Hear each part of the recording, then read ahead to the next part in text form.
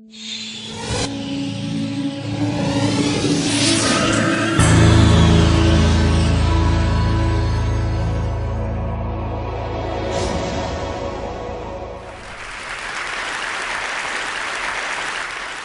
imagine a big explosion as you climb through 3,000 feet. Imagine a plane full of smoke. Imagine an engine going clack, clack, clack, clack, clack, clack, clack. Sounds scary. Well, I had a unique seat that day. I was sitting in 1D. I was the only one who could talk to the flight attendants. So I looked at them right away, and they said, no problem. We probably hit some birds. The pilot had already turned the plane around, and we weren't that far. You could see Manhattan. 2 minutes later, 3 things happen at the same time. The pilot lines up the plane with the Hudson River. It's usually not the route. He turns off the engines. Now imagine being on a plane with no sound. And then he says 3 words, as unemotional 3 words as I've ever heard. He says, brace for impact. I didn't have to talk to the flight attendant anymore. I could see in her eyes, it was terror. Life was over. And I want to share with you 3 things I learned about myself that day. I learned that it all changes in an instant.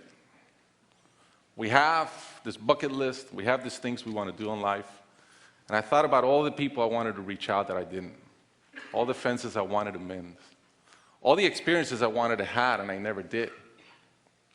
As I thought about that, later on I came up with a saying, which is, I collect bad wines. Because if the wine is ready and the person is there, I'm opening it. I no longer want to postpone anything in life. And that urgency, that purpose has really changed my life. The second thing I learned that day, and this is as we clear the George Washington Bridge, which was by not a lot, I thought about, wow, I really feel one real regret. I've lived a good life. In my own humanity and mistakes, I've tried to get better at everything I've tried. But in my humanity, I also allow my ego to get in. And I regretted the time I wasted in things that did not matter with people that matter. And I thought about my relationship with my wife, with my friends, with people.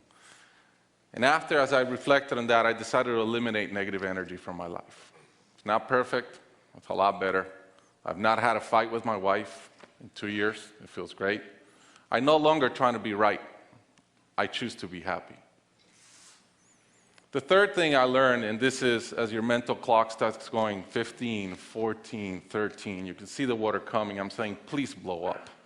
Right? I don't want this thing to break in 20 pieces like you've seen in those documentaries. And as we're coming down, I had a sense of, wow, dying is not scary. It's almost like we've been preparing for it our whole lives. But it was very sad. I didn't want to go. I love my life. And that sadness really framed in one thought, which is, I only wish for one thing. I only wish I could see my kids grow up. About a month later, I was in a performance by my daughter, first grader, not much artistic talent, yet. And I'm bawling, I'm crying like a little kid. And it made all the sense in the world to me. I realized at that point, by connecting those 2 dots, that the only thing that matters in my life is being a great dad. Above all, the only goal I have in life is to be a good dad. I was given the gift of a miracle of not dying that day. I was given another gift, which was to be able to see into the future and come back and live differently. I challenge you guys that are flying today. Imagine the same thing happens on your plane, and please don't. But imagine, and how would you change? What would you get done that you're waiting to get done because you think you'll be here forever? How would you change your relationships and the negative energy in them? And more than anything, are you being the best parent you can? Thank you.